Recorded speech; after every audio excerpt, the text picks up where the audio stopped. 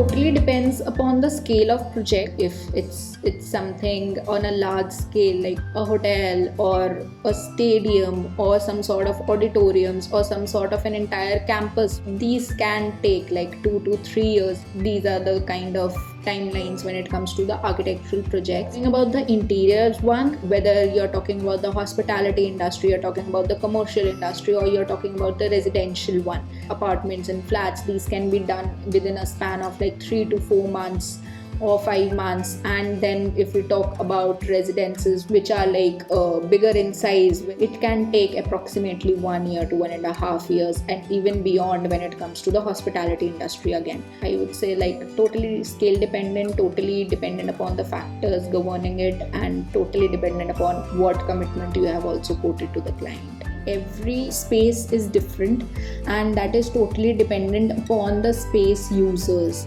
These things need to be kept in mind even if there are any new requirements that come up during the course of the project, during the course of execution. One is that, the other being the budget part.